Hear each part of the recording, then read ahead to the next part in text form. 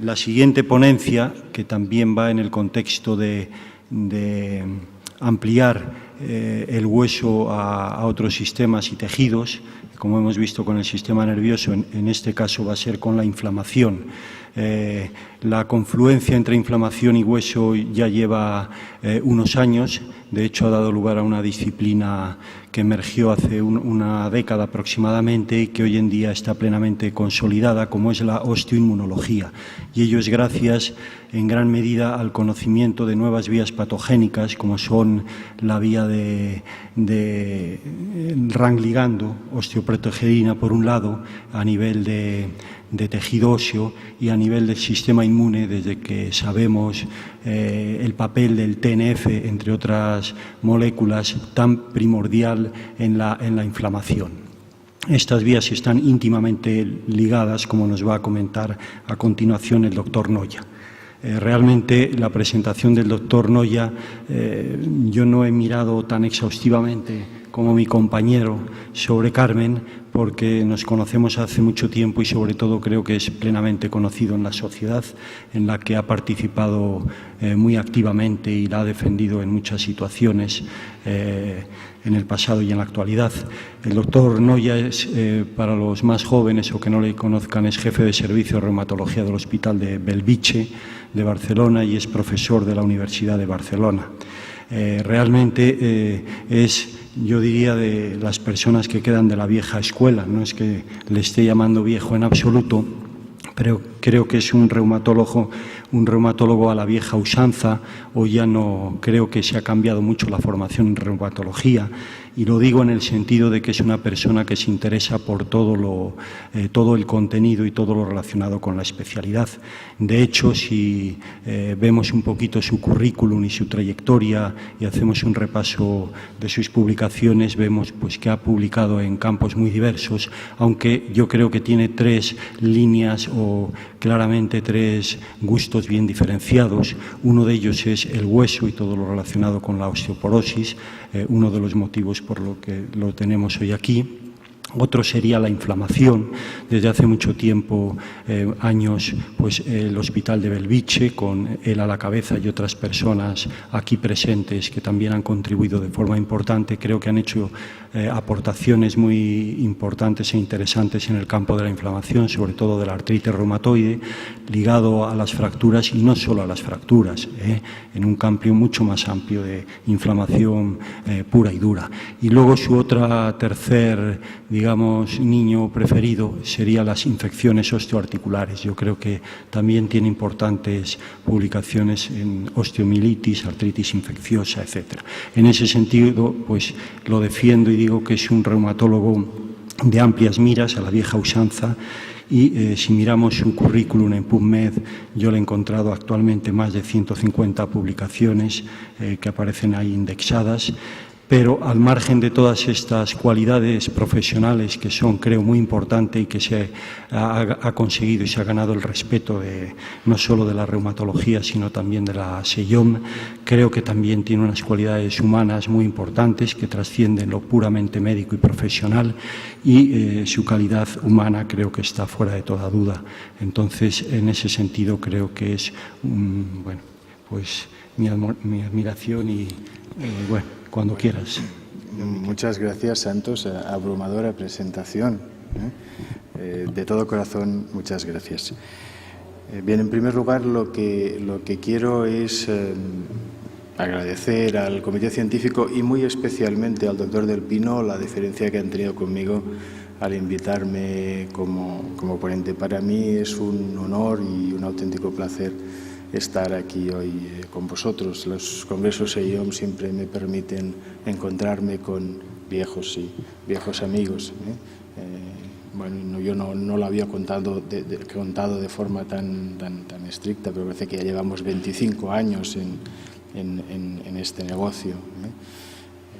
Bien, pues ánimo y adelante, porque creo que SEIOM juega un papel muy importante.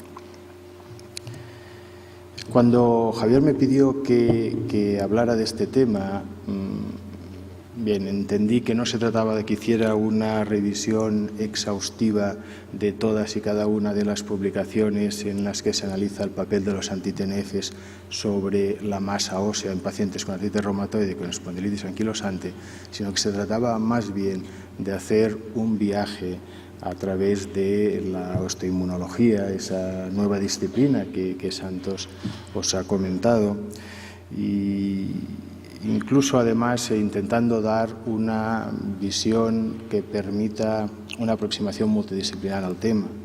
La multidisciplinariedad es el valor esencial de SEIOM y lo que he intentado es no hacer una charla para reumatólogos, sino hacer una charla que sea asequible y que pueda gustar a todos los que formamos parte de SEIOM.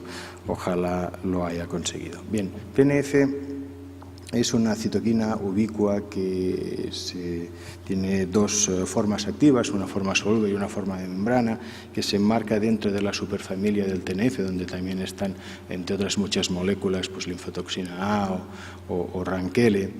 El factor de necrosis tumoral participa en una gran cantidad de procesos de defensa, de respuesta inmune, los tenéis en verde en la diapositiva, pero también es una molécula clave en la etiopatogenia de una amplia variedad de situaciones patológicas que van desde la insuficiencia cardíaca a la esclerosis múltiple y que tiene un rol, un papel bien claro en entidades que nos van a ocupar hoy como la osteoporosis o la artritis reumatoide. Incluso en la artritis reumatoide, quizá vale la pena destacar que TNF juega un papel, sí, muy relevante, sí, en las manifestaciones locales, pero también en gran parte de las comorbilidades, de las manifestaciones sistémicas asociadas a la enfermedad, y muy especialmente en las dos que nos preocupan más, ¿no? El riesgo cardiovascular y la osteoporosis.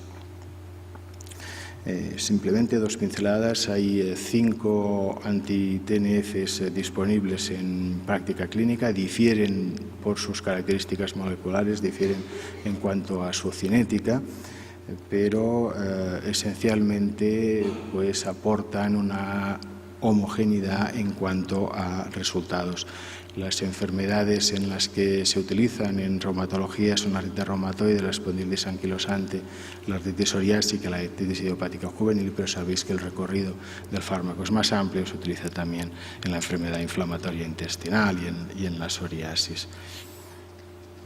Bien, vamos a analizar el papel de anti-TNF en las dos enfermedades reumáticas inflamatorias más relevantes, artritis reumatoide y espondilitis anquilosante, analizando algunos elementos que determinan un perfil diferencial.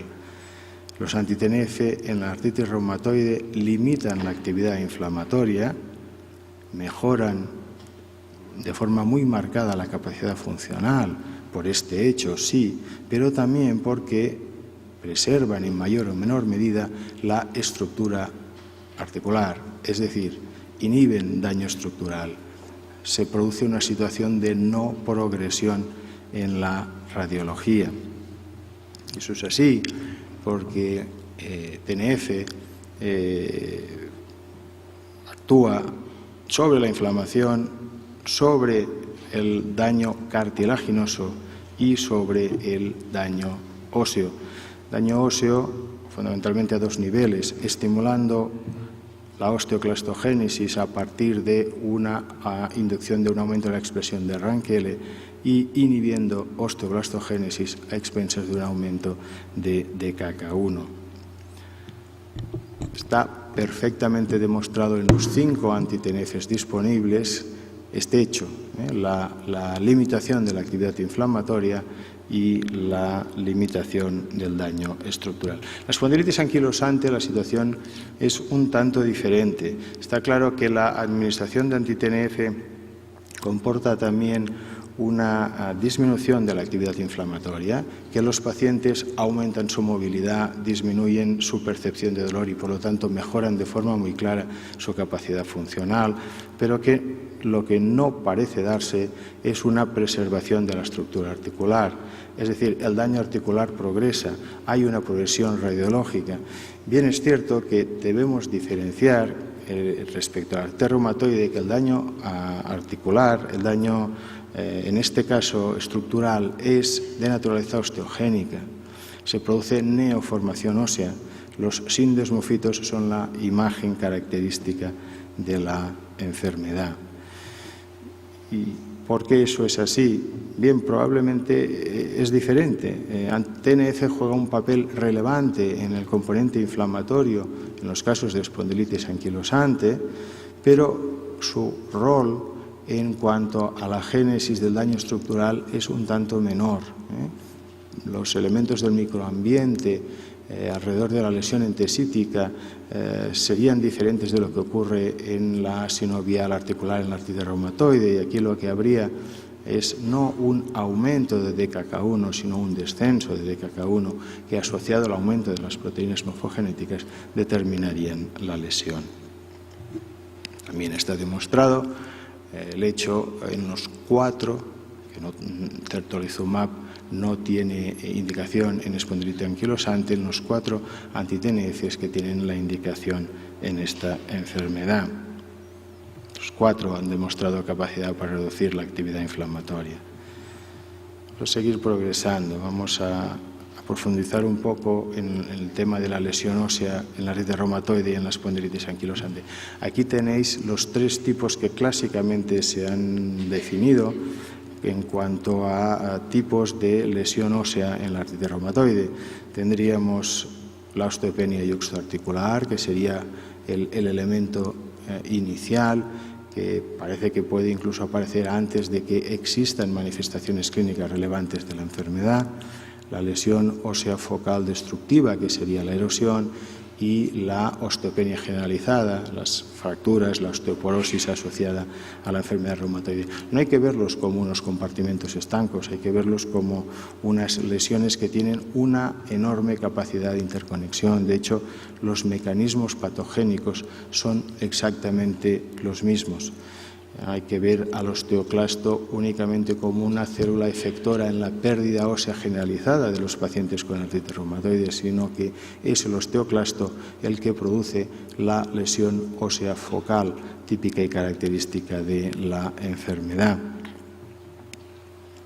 Lo sabéis también, el daño estructural lo podemos medir, podemos evaluar la existencia de erosiones con radiografía, con ecografía, con resonancia magnética. Podemos evaluar osteopenia yuxtaarticular mediante DXR o mediante DEXA, y podemos evaluar pérdida ósea generalizada con DEXA o con técnicas morfométricas. Bien, antes Santos hacía referencia a eso, ¿no? Sabemos ahora perfectamente que la regulación del remodelado óseo no recae únicamente en las íntimas conexiones existentes entre osteoclasto, osteoblasto y osteocito, sino que el sistema inmune juega indudablemente un papel. Las células T tienen capacidad para producir sustancias con capacidad moduladora de la actividad osteoclástica y osteoblástica. Las células T pueden producir, por ejemplo, Rankele, o las células T pueden producir osteoprotegerina o IL-4, elementos que tienen capacidad anti-osteoclastogénica.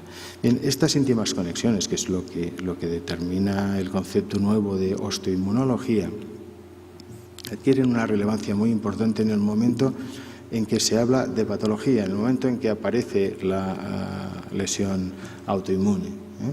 Los mecanismos de inflamación, los mecanismos de lesión final ósea son esencialmente los mismos. Eso supone siempre una economía de estudio, que a un reumatólogo, que como yo hay muchos otros con una visión así general de la especialidad, nunca le viene de más, ¿no? ¿Qué hace en esencia TNF? Bien, TNF lo que hace fundamentalmente es estimular la producción de RANKL, inhibir la producción de esclerostina y aumentar la producción de esclerostina y aumentar la producción de DKK1.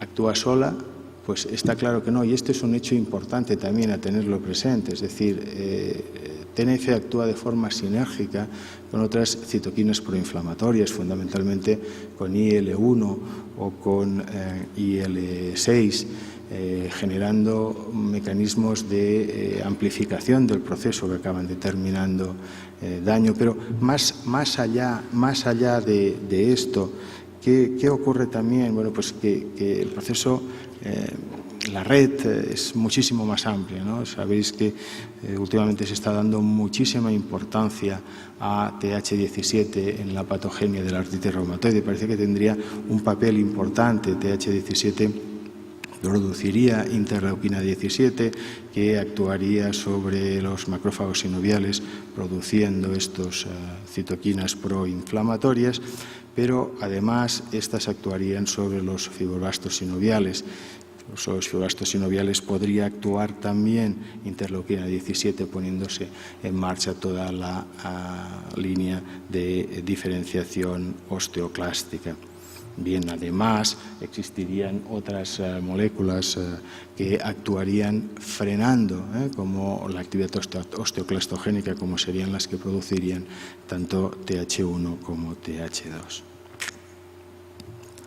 Está perfectamente demostrado que hay un aumento del riesgo de fractura en los pacientes con artritis reumatoide y en realidad, bueno, pues lo que queremos, ya puestos a que hemos demostrado que tenemos capacidad para disminuir el daño estructural en esta enfermedad, entendiendo como tal la lesión focal, lo que queremos, digo, es intentar disminuir este riesgo de fractura. Bien, esto lo vamos a conseguir disminuyendo inflamación, por lo tanto actuando sobre TNF con los anti-TNF que tenemos, pero lo vamos a conseguir también con otros posibles agentes terapéuticos que podamos utilizar, sean biológicos o no, encaminados a disminuir el componente inflamatorio. En este sentido, empiezan a existir ya evidencias no publicadas de que con tocilizumab se consigue un aumento de la densidad mineral ósea. Más allá de esto, la relación también funciona en el sentido contrario. No, cuando nosotros estamos tratando pacientes con artritis reumatoide a los que le estamos dando un fármaco antirresortivo con la idea de frenar la osteoporosis generalizada, es posible. Es probable incluso que estemos ejerciendo una cierta actividad antirresortiva, con lo cual de alguna forma se cierra el círculo. Simplemente en la espondilitis anquilosante decir que existe el problema del sindesmofito a la hora de hacer consideraciones en cuanto al análisis, que hay demostrado un aumento del riesgo de fractura vertebral en estos pacientes, pero que no todo lo que parece fractura en la espondilitis anquilosante lo es. Es cierto que los pacientes con espondilitis anquilosante presentan fracturas, pero que en ocasiones nos pueden confundir algunos elementos radiológicos, como por ejemplo pues las espondilodiscitis asépticas, y que incluso el hecho de que tenga sindesmofitos, que la enfermedad comporte esta neoformación ósea, implica que se produzcan una serie de alteraciones biomecánicas que comportan fracturas o más bien roturas en zonas que no son las que clásicamente corresponden a una fractura vertebral de naturaleza osteoporótica. Tener presente este hecho es especialmente relevante, ¿no? Bien, ¿cuál es el efecto del bloqueo del TNF en la artritis reumatoide? Lo que hemos dicho hasta ahora es una introducción para entender, yo creo, mejor esto. Bien, pues estos son los artículos que existen en este ámbito, los tenéis perfectamente resumidos en esta revisión de Ricciardi en Osteoporosis Internacional, y he intentado resumirlos, pero me resulta absolutamente difícil, por no decir imposible. Todos los artículos son absolutamente diferentes y comportan una gran heterogeneidad global. Hay heterogeneidad en el número de pacientes, hay heterogeneidad en el agente terapéutico, si bien es cierto que la mayoría de ellos, 7 de los 9, están realizados con infliximab. Hay heterogeneidad en el periodo de evaluación. Hay pacientes que son evaluados durante 6 meses, otros al año, y solo en un estudio hay una evaluación más allá de los 2 años. Hay heterogeneidad en la medicación concomitante, tanto en la que comporta tratamiento en la artritis reumatoide como la que comporta tratamiento para frenar la osteoporosis generalizada, y hay desde luego muchísima heterogeneidad en las características de la enfermedad de base. Hay pacientes con poca actividad y en cambio pacientes con valores de actividad extraordinariamente altos, pacientes que están en las fases iniciales del proceso contra estudios en los que los pacientes tienen más de 5 años de evolución.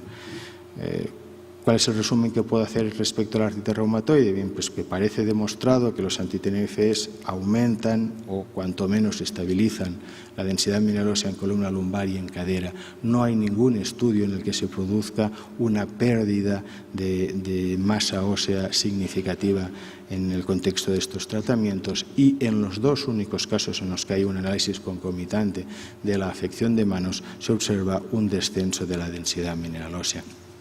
Y en la diapositiva lo que he querido reflejar es una exposición de lo que he intentado exponer. Este es el artículo de Hickman en el que se hacen evaluaciones a más largo plazo. Son pacientes que cuanto menos han recibido infliximab durante 2 años, que han sido seguidos un periodo medio de 3, y podemos observar en los resultados cómo se produce un aumento de densidad mineral ósea en columna lumbar, una estabilización de la densidad mineral ósea en fémur y un descenso de la densidad mediada por DXR. Espondilitis anquilosante, hay 5 artículos. Los problemas son exactamente los mismos a los que he hecho referencia cuando he hablado de la artritis reumatoide, pero la conclusión puede ser esta. También se produce en estos pacientes un aumento de la densidad mineral ósea en columna lumbar y en cadera. Las 2 últimas diapositivas. Respecto a eficacia de anti-TNF, hay alguna comunicación en artritis idiopática juvenil en pacientes que han recibido etanercept. Parece que se observan resultados positivos, y hay 2 trabajos en enfermedad de Crohn observándose también un aumento de la densidad mineral ósea. Solo quiero acabar con esta diapositiva, porque uno cuando revisa el tema piensa, ¿alguien se atreverá a nombrar lo innombrable? ¿Alguien se atreverá a postular el tratamiento como anti-TNF, no para la pérdida ósea asociada a la enfermedad inflamatoria, sino para la osteoporosis vista como proceso diferenciado de la artritis reumatoide? Pues bien, hay quien lo ha hecho. Y eso es una hipótesis conceptualmente muy atractiva, pero que hoy por hoy no me parece que tenga visos de poder ser una realidad. Muchas gracias por vuestra atención.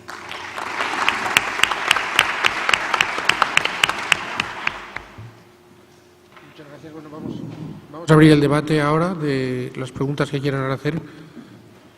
Tenemos poco tiempo, pero yo creo que unas cuantas preguntas merecen hacer los ponentes. Bueno, en primer lugar, felicitar a los 2 ponentes.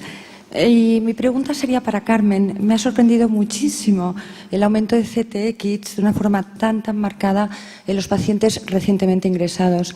Y mi pregunta sería, ¿habéis controlado, por ejemplo, el horario de obtención de muestras? ¿Habéis controlado la función renal? ¿Habéis controlado sobre todo el proceso por el que habían ingresado, sea una fractura? Es decir, ¿qué explicación os habéis dado a estos resultados tan llamativos? Sí, la verdad es que nos llamó también mucho la atención porque es muy llamativo. Las extracciones están sacadas todas a primera hora de la mañana, a las 9 de la mañana, en todos los pacientes, y es en las primeras 24 horas de su ingreso. No se sacaron posteriormente. Tenemos datos también sobre función renal y sobre comorbilidad, etcétera, pero sí estos marcadores de resorción están incrementados. La idea es repetir estos resultados, intentar reproducirlos en otra cohorte prospectiva y también intentar ver si esto se cumple y es así, porque nos llamó mucho la atención. Gracias. Felicidades a los dos ponentes por sus presentaciones y mi pregunta también es para Carmen.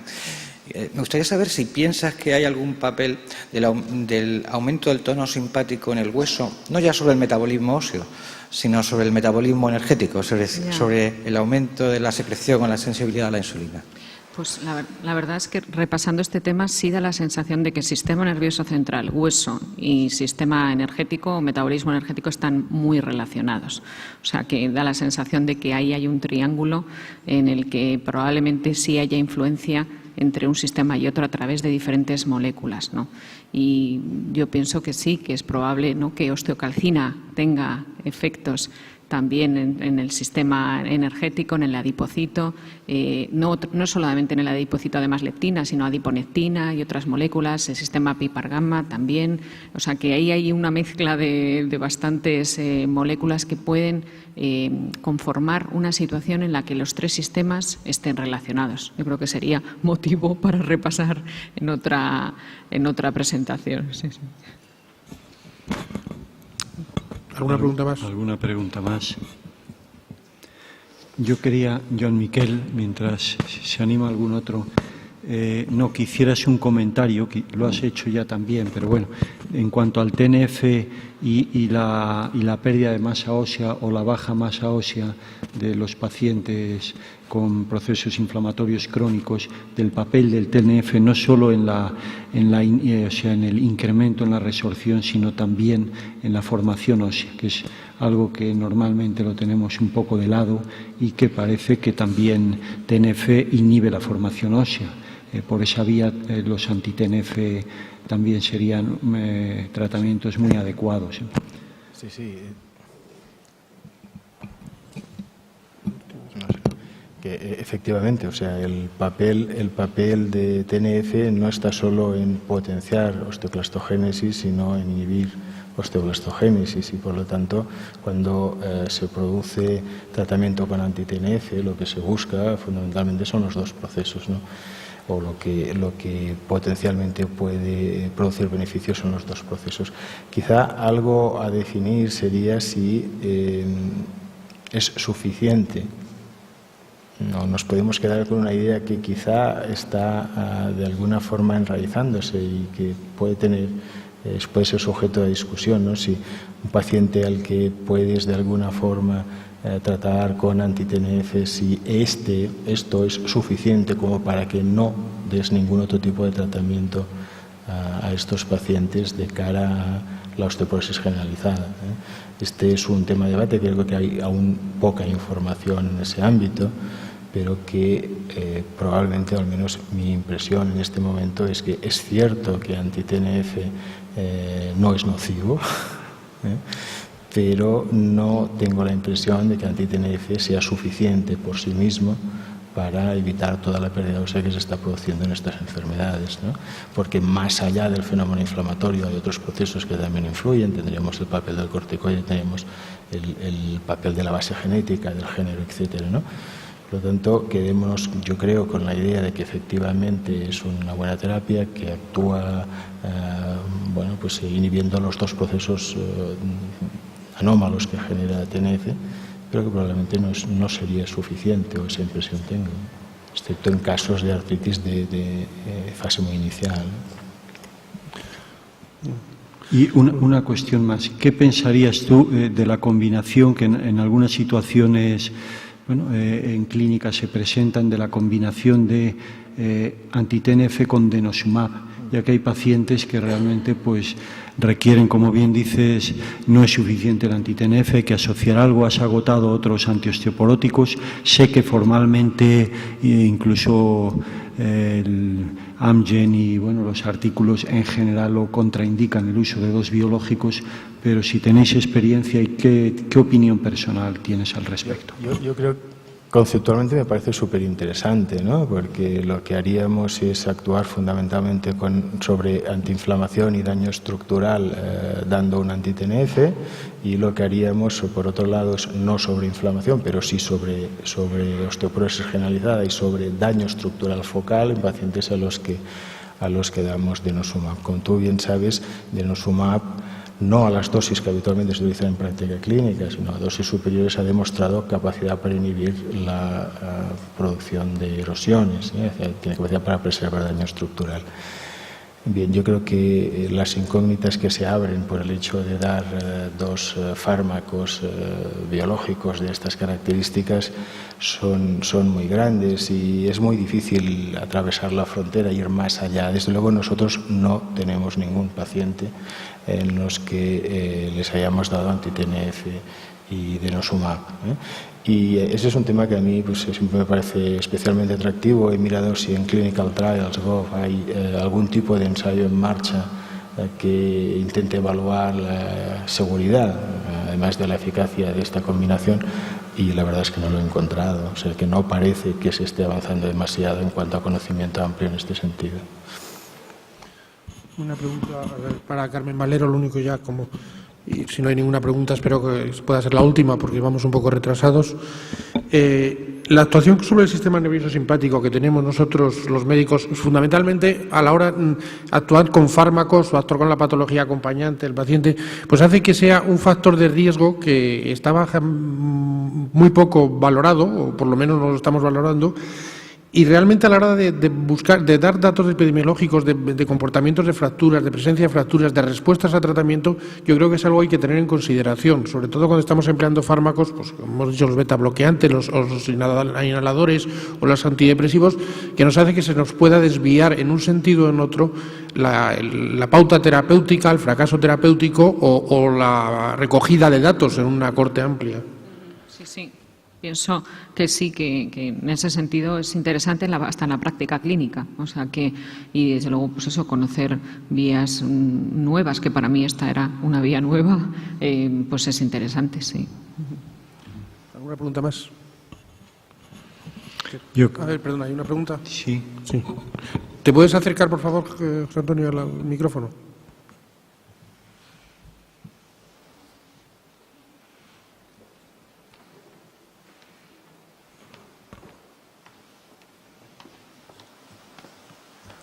Es un comentario en relación a lo que has dicho, a los fármacos.